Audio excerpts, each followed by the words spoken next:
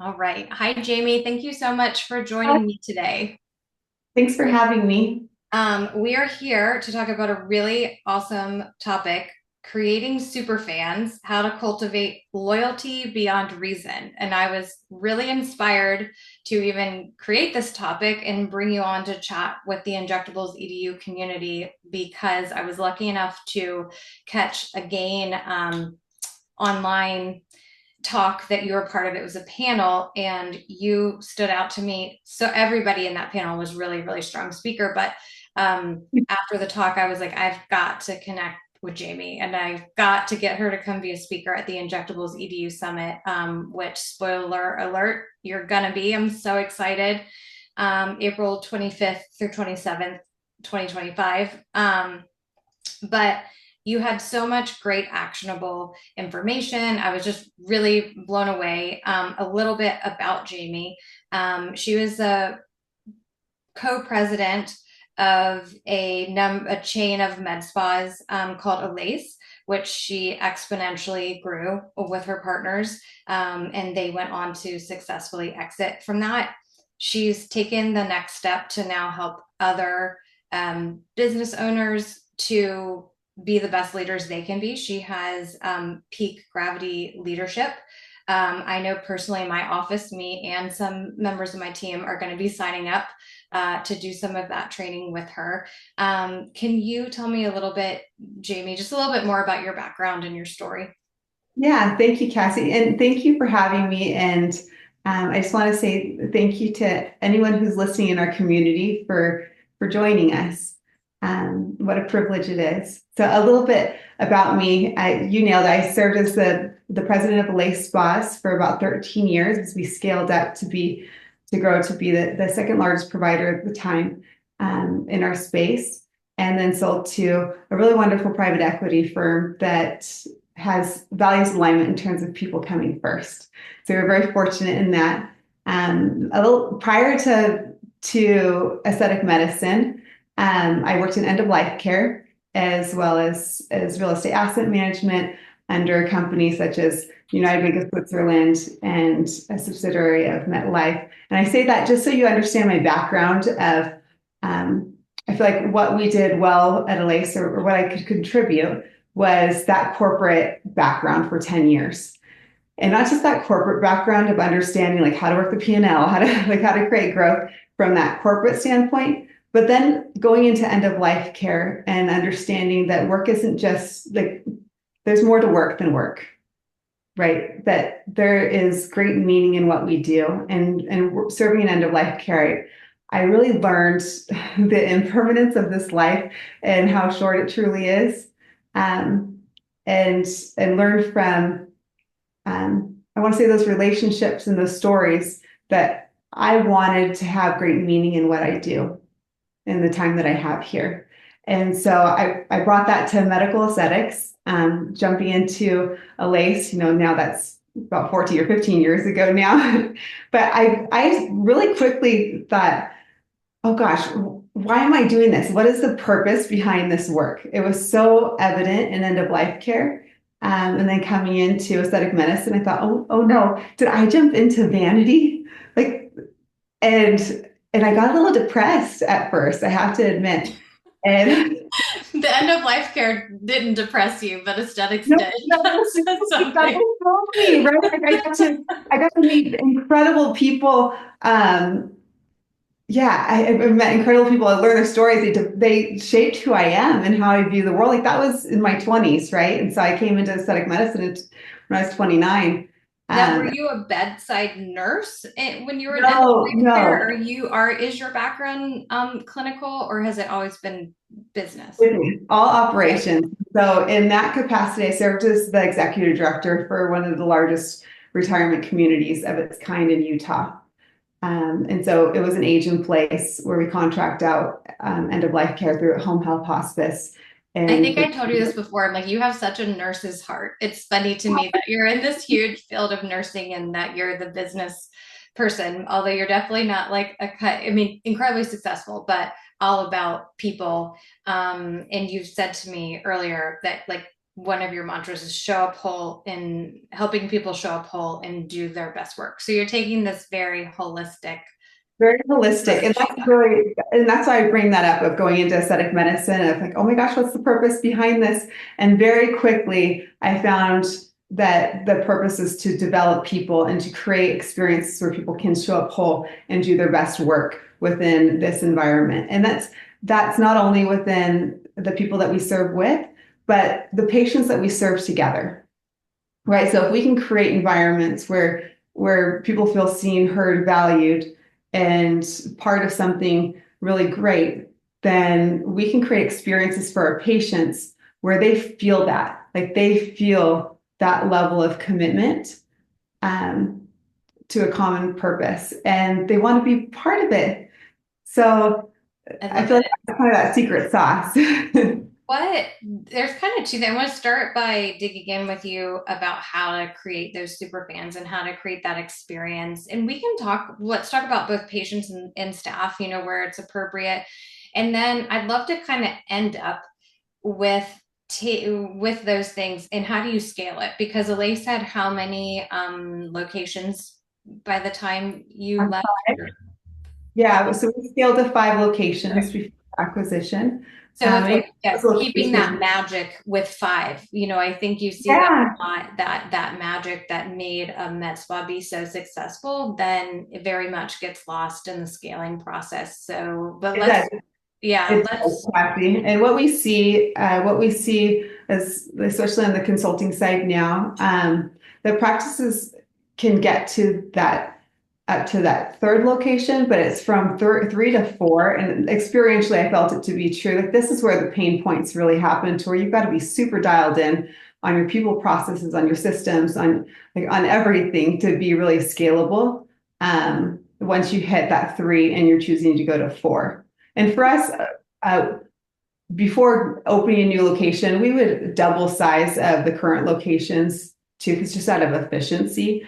And so we had that ability to scale not only by growing each location, but then also in new geography. very cool. Yeah, not an easy task. So tell me, what are some ways at Elase that you guys created super fans out of your patients? And I snagged from you, how to cultivate loyalty beyond reason. What were some tactics that you guys used? Yeah, that's a great question. And that loyalty beyond reason starts with the people. And we'll go into that patient and want to give you some really practical ways to apply it into your practice. But first, we can't go there unless we look at our culture, right? Because that creates this baseline to be able to create great service. And so the first thing that we do is look at what are the values of our organization, and we look at values first. And so, what is it that we believe that we are unwavering on?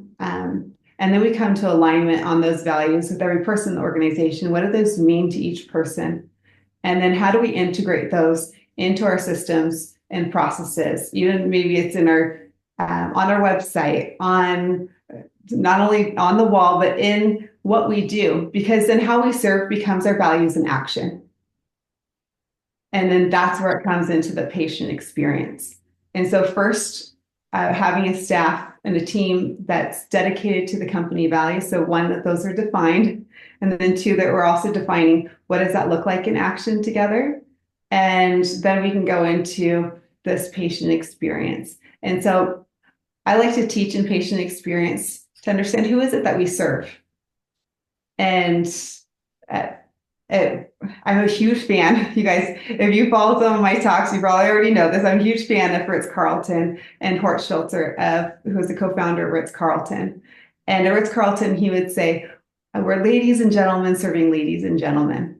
And gosh, I thought that was so beautiful. And he took that through his entire career and even into his consulting beyond Ritz Carlton. And I thought, to me, through my filter, it meant we're people serving people. So the heart of what we do, we're people Yeah, it's serving people. interesting because I was kind of like, hey, let's start with the patient experience first. And you're pretty much like, well, we can't do that because it starts with the team. So that's very interesting. Would you say if your team couldn't pretty much like spout off on demand like those values of your business, that is a failure. I wouldn't say it's a failure. I think it's an opportunity. But that's why how we in that team acquisition, development, we have that at day one, right? And so as we develop our values, it's important to like if we don't know our values, most likely either we haven't integrated them well, we're not communicating. It would be a reflection on leadership, right? Like how can we do this better to where it's simple and that our team knows it and they can live it and that it's repeated. And so with those values, having them on onboarding, and we would do a workshop around values on onboarding where we get our values decks and every person identifies their own personal values, because you'd be surprised how many people come into the organization and they don't actually really even know what are core values. And so we teach that from day one. And then we align their core values with the core values of the organization. And what we find is then we can come into a place of purpose. There's a really incredible physician at the Mayo Clinic. His name is Dr. Amid, I'm going to get it wrong, Dr. Sud. And he's also a fan of positive psychology, but he taught how you view what you do matters, right? And I'll circle this back around, but he said, you can view the work that you do as work. You can view it as a job. You can view it as a career. You can view it as a calling.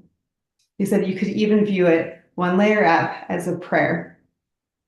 And so I believe that as we come to this place where we understand our values and what those look like in action, then we start to view what we do a little bit differently than just clocking in and clocking out and doing our bare minimum. That we might even look at it as not just a job, not even just a career stepping stone, but then we come into a collective purpose aligned with values of that this is a calling to be able to serve our patients and empower confidence in every person that walks through our door. And that book that I'm referencing, actually, it's on my desk because I think it's so good, but it's called the Handbook for Happiness from the Mayo Clinic. And then that also is in Sean Acor's book, The Happiness Advantage. He was a positive psychology professor at Harvard. And that was one of the greatest team reads that we do with our team is The Happiness Advantage. So just getting into this collective mindset of what we do. This is not just a job. This is not just a stepping stone in your career. This is something where we're committed to delivering the greatest level of service for our patients. And the result of that, we had very little turnover. And we won many awards. This is not me bragging, but okay, I'm bragging just a little bit. We won many, many times the Best Places to Work award. And I believe that's why we had so many 5-star reviews and loyalty beyond reason within our patient base. Yeah, And that makes a do ton of so. sense. You would think you could even use some of like that value alignment even somehow in the hiring process, before, Sure, you know, that's a sure. talk for another day, but I'll definitely be trying to find that Yeah. out for you. And you Um, can put that in, you can put your values in your job postings, right? What is it that we're looking for? Because at the end of the day, we're looking for that values alignment. And you'll find that as we share our values in our marketing and in how we message and our actions, then we attract patients with values alignment as well. So our vibe attracts our tribe. And this is how we create this loyalty beyond reason, because patients are then drawn to us. yeah, they feel like they're visiting their friends. And I know just personally in my own practice, like I've learned the hard way from earlier times in the business that creating a really positive culture, it takes you got to proactively make it really, really good. And when it's good, that's when you keep doubling down and make it even better. Because it's like once you trend into it not being good culture, it feels almost impossible to steer that ship. So just being so proactive about it. Yeah, and in that culture, Cassie, and it's not just all the feel good, right? Like the feel good is part of it, that we have alignment with values, that we have, um, that we're heard, seen, valued, you want to show up to work. But then it's also about having the systems and processes in place to where people know what's expected of them, what a success looks like, that we're having our one-on-ones at least once a month, weekly powwows, that communication is going out consistently, and that we have a culture where we can receive and give feedback. And so it's about being really strategic with our in how we grow our culture. So what might like a patient who went through a LACE, what might like it's my first time visiting you, what might my experience of that first consultation somewhat seem like, and some of these like touches that make it so special and make so much loyalty? Yeah, that's a good question. I think one, I mean, it's not just a lake. I think a lot of many, like you do this well. Many organizations do this really well, but it's creating an environment of how does that patient feel when they walk through the door? And there's um, there's 5 desires of people that the Ritz-Carlton teaches that I like to also teach when we teach patient experience, because I believe that as people serving people, that understanding the psychology and what people desire, then we can weave it into the experience to create this loyalty beyond reason. And so the 5, is it okay if I share them with you? Please, please, yeah. And so those 5 being, one, the patient wants no defects in their experience, right? They want everything to go smoothly. And this is at every touch point. So as we design a consumer experience or a patient experience, we look at it at every touch point, from our first touch point being with our marketing, right? The website we see, the calling into the clinic, maybe. Coming into the clinic for a consultation or treatment, and then receiving treatment, and then coming back around, right? We hope that repeats over and over again. But every single one of these touch points has these 5 integrated into it. And so, one being no defects, that what they're expecting is what they receive. And 2 being timeliness. So we know that our patients really value their time. They don't get it back. So they really value their time. So on the web, if it's that first touch point, is it clicking up quick, right? Can they quickly find how to get to you? Can they quickly find the information? If they're calling in, are we answering that call within 3 rings? And if we're being put on hold, is it less than a minute? Are we getting their information? Or are they just sitting on hold? Are we honoring their time? And then when they're in the waiting room, do they wait for an hour? This is retail medicine. It's not the hospital. So patients want to be their time to be honored. So we look at that timeliness, and then we look at the 3rd being kindness, that our patients want kindness. And there's a beautiful quote of, elegance without warmth is arrogance. And that came from Horst as well. Elegance without warmth is arrogance. And so I bring that to mind as we create these experiences, that we keep top of mind that we are such an elegant space, right? I mean, look at your office, Cassie. It's so elegant, but elegant without warmth, then we can perceive it as arrogance. And so we teach that to ensure that when people come in our doors, that we're smiling, that when we answer the phone, that we're smiling, that we say words that are really welcoming and warm. Like, I'm so glad you're here. I'm so glad you're here. It's so good to see you today. I'm so glad you're here. And anytime we can say that, whether it's on our website or on the phone or coming through that door, we can create that warmth. And then that 4th is individualization. And so our patients want their experience to be individualized as much as possible. And what could that look like to individualize their experience? It can be that they have an app with their own portal, their own, right? Like their individual experience. And it can be that we take notes on their chart of maybe their daughter, she's going to a wedding, or maybe like whatever that is, that we can talk about it to them. And then as I visited many accounts, I've seen this really cool trend where like we individualize the experience by looking at the audible environment and having Siri play their favorite music. Like, what? That is so cool. You just next leveled it. Like, and think how, like, Cassie, if you came in and you sat in the chair, and who's your favorite artist? Oh gosh, I don't know. I really like Journey. I would be Right? bummed if I came into a med spa and they were playing Journey. Could you imagine? Like you sit down, like they're playing your favorite song. How special would you feel? Like, so making notes of that, and you see that more and more. Like, how do you make that special? And then the last is personalization, that we're using the patient's name at the beginning, the middle, and the end of each interaction. It's funny because I kind of thought of that, you Mhm. know, under uh under number four too. So it's interesting that they specifically break that out as a separate one.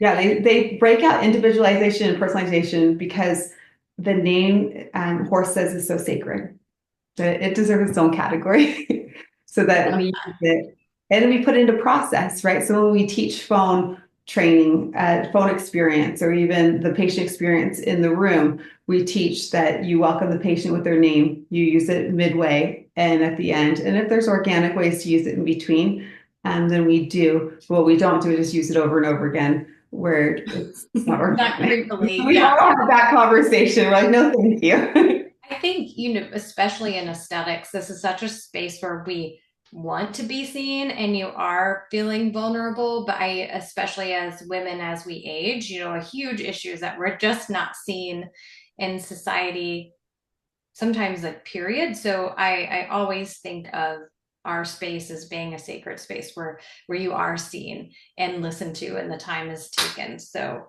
I love that. Thank you, Cassie. I'm so glad because it's what sets us apart. And that truly is what creates that loyalty beyond reason, I believe. Yeah. So he says, I'm so glad you're here. Like it makes me want to cry. It's so nice. It's like just a little thing, you know. Here, like, thank you. I feel Yeah. welcome. Right. And even for me, like I'm a very dry person, but I'm like, I could easily say that and it would be true, right? I think that it's little things and sometimes putting the right words to it can be super helpful. So pretty much I've already walked through the door and you've said, "Hi Cassie, how are you?" Put Journey on and you've told me that you're so glad that I'm here. I'm like, already gonna be feel so comfortable. Yeah. And then we also look at the sensory experience, right? We're people serving people. And I say people have five senses, sometimes six. And so we look at how do we integrate that sensory experience um, into their time with us. And so I look at each of the senses and think, how can I integrate that into the touch point? I mean, obviously, we can't put smell into the telephone touch point, but we can when they come into the lobby and when our patients come into the treatment room. Um, and we recommend having a signature scent for that. So some accounts, I have one account where they have a specific candle that they burn from Anthropology. It's like their favorite scent, but their patients recognize that scent when they come into the practice. And other practices use companies like Scent Air. Scent Air is a really great one. It's one that's used in the hospitals. It's used in the casinos in Las Vegas. It's hypoallergenic, which is quite wonderful. And Yeah, uh, candles make me terrified. We've actually had I two. know, me too. Or the candle burn where you don't actually have a flame going. Yeah, there's two med spas in the Richmond area who that actually have had fires and like completely. Like, I mean, it's so odd. But yes, Oh gosh, yeah, no no can, candles. no, I'm no now. I've got flame. like a weird like. I'm terrified now. But Yeah, maybe no flame. Maybe just put it on a candle I'm warmer. pretty sure. Yeah, yeah. But no, Uh, yeah, love the scent and sound and Looking at what is that audible environment for the lobby? What's the audible environment for the treatment room? Because you can have two different audible environments. But looking at is my audible environment in line with my brand and the feeling that I want when my brand's communicated? Um, and so, what is the feeling of my brand? Am I super hip? Am I relaxing? Am I a sanctuary? And then having that audible environment in line with that. And then also for that scalability, having that audible environment policy per se written out. And so that every clinic has the same brand consistency with their audible environment. And maybe it's a certain channel that you use, maybe it's a certain system that you use, but that everyone's on the same page. And then I also like to teach the why behind it. And anytime you have any policy or process. If we understand why we have that, then our compliance goes way up. And so if you are teaching audible environment to your team, then I really like the TED Talk by Julian Treasure. It's Julian Treasure, and he does audible environments, and he goes through the psychology of it.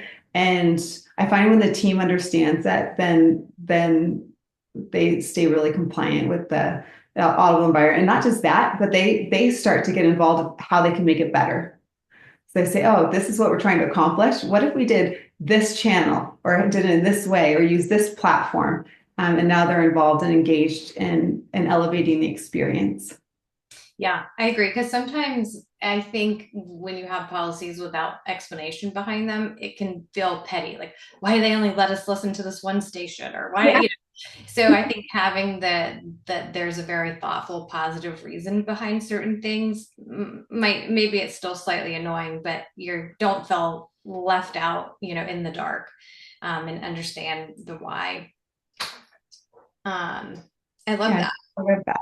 And then going through the senses again, I've seen accounts have cookies where they bake a certain cookie. One account bakes cookies, one gluten-free batch, and she bakes her own homemade, like her own little recipe, and that patients look forward to having her cookies. And so I'm just thinking, how can we activate the senses? And it doesn't have to be that complicated. It can also just be a simple mint or chocolate that you serve, or um, just keeping it simple, but keeping it consistent.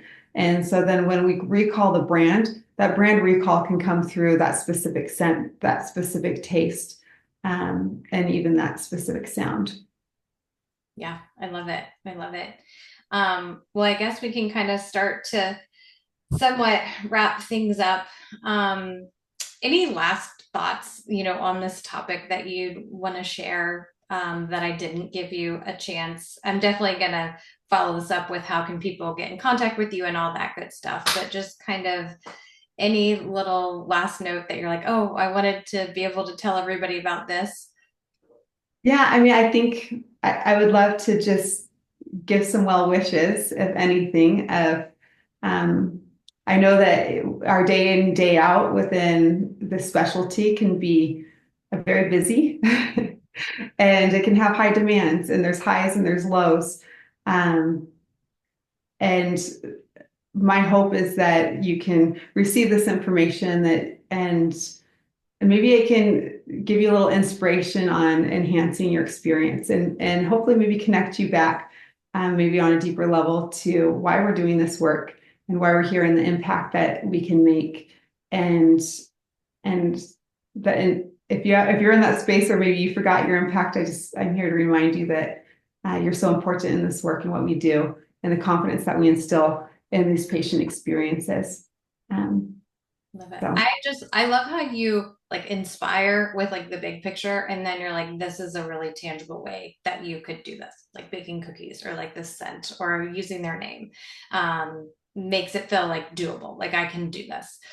How can somebody, so first of all, you're going to get to connect with Jamie at the Injectables EDU Summit, which is amazing. It's going to be so much fun.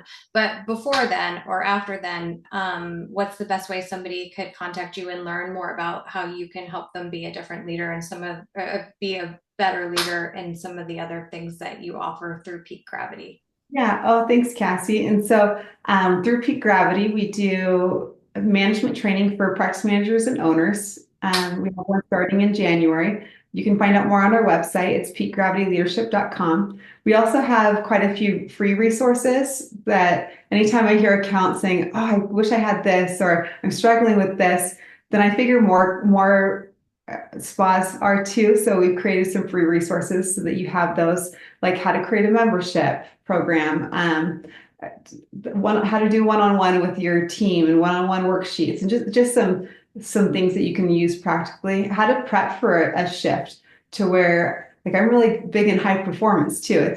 It's about the feels, but it's also about like measuring the success of the impact that we've created. And so how to come with intention into your shift and know what your opportunities are in sales. And we also have the guides to have a positive relationship with sales. Because I know that providers can struggle with that. And so we want to help you make that really healthy because we think that you can have a greater impact when you have that ability. But yeah, peakgravityleadership.com. I'm also we're on Instagram, Peak Gravity Leadership, and then at jamieyork.com. And you're welcome to email me, jamie@peakgravityleadership.com. And then we also do consulting too to help with scalability systems, processes, and creating cultures where people can show up full and do their best work. So I love it. I'm I'm personally so excited to work more with you and learn all the things. Thank you for taking time to chat with me today. I know that people are going to get a lot of value out of this chat and can't wait to hear more from you next year in Orlando. Thank you so much, Jamie. Thanks for having me, Cassie.